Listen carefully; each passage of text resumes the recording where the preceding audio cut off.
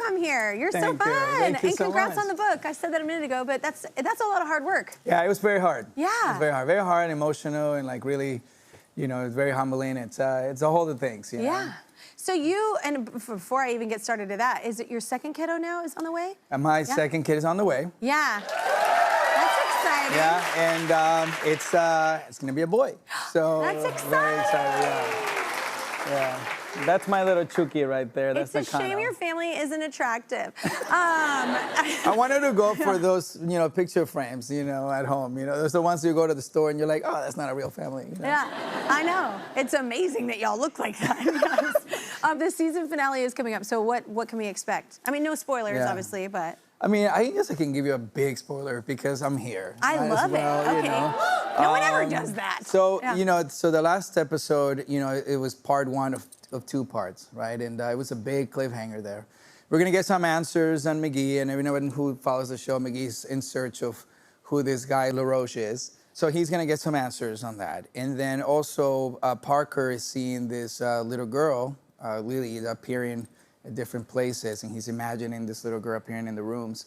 We're gonna get some answers on what that means. And I'm just gonna drop it because why not? Somebody dies. You know what? All these shows with our favorite people die. I know, we do a dangerous job. It's a dangerous job.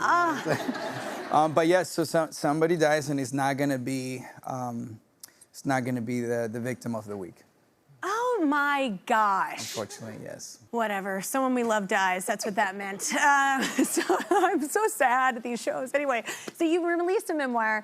It had to have been hard, had to have been therapeutic as well, like going through all these stories. But let's start, like when you were younger, what was, I don't know, first of all, why did you want to write this? And also, you started really young when you were performing, right?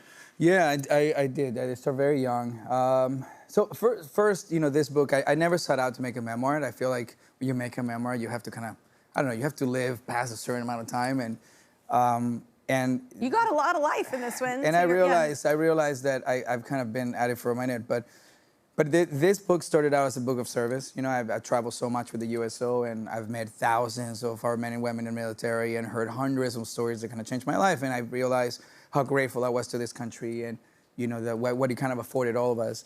And my way to think was to serve those who served. And so I went and traveled. I did almost 60 USO tours, been to every military base in the world. And all those stories really I felt like I needed to amplify those voices, you know. And the more I kept telling their story, the more all of a sudden I started reflecting on my own and started realizing who else sacrificed for me. And then it led me straight to my parents. And I wanted to do a book that was both nostalgic, fun, emotional, and at the same time something I can leave my daughter to say, oh, who's my father? You know, so when I'm far gone, you know, my children can look back and say, oh, there were some parents that gave up something for my dad to have the opportunity. Yeah, that's so cool. Welcome back, Wilmer Valderrama is with us, everybody. You can see him in the season finale of NCIS Monday on CBS, and his new book is out now. It's called An American Story, Everyone's Invited. In it, Wilmer discusses his family moving to Venezuela when he was 3 years old. So what brought your family back to America? What happened then? So in the early 90s, a young general by the name of Hugo Chavez performed a coup on the government. He didn't succeed in that moment, but there was like the telegraphing, right? There was like the forthcoming of the unfortunate deconstruction of the economical and governmental structure, you know. So we knew fairly quickly that the country was heading into a different place. And so, you know, I had been born in Miami, and my parents married, had me and my sister in Miami. And then we moved back to Venezuela because we worked the agriculture industry. We worked in the farms, you know. So then my dad said it's time to go back, you know. So when we came back to the United States, I didn't know how to speak English, right? Like I didn't even know how to count to 3. And then, you know, my dad decided, okay, well, we're gonna go on a road trip. There was nothing for us in Miami, so we went all the way west to meet my dad's brother. And we went cross country, and like the adventure of seeing, you know, the United States through this window was everything like in the movies, right? Like literally, it was. Look at that. That was that picture was on the road. I think I was 13, and that 13 I was 13 years old. And what's funny is like you stop at every gas station, and it was like the discovery of this national treasures, like the blue slushy, you know. Yeah. Or like bubble tape. Yes, bubble tape. So wait, you lived with your family at first, but then something happened, right? Yeah, so we moved in with my uncle and his wife at the time, and we were staying there. We were supposed to stay there for like about 4 weeks or so while my dad got a job, and then we were rent a house and whatever. Got on your feet, yeah. Yeah, got on our feet, and then first weekend, my mom and his wife didn't get along very well. It was actually a pretty sad moment. It's actually an uncomfortable moment. I opened the refrigerator, pulled out a popsicle, and she's like, "No, that's not for you. Put it back in the popsicle and put in the refrigerator." And then when the refrigerator closed, my mom was standing behind it, and let's just say it was like a really Mama bear moment. It was like a UFC moment. Yeah. It's like mixed martial arts, but the mommy edition, Yeah.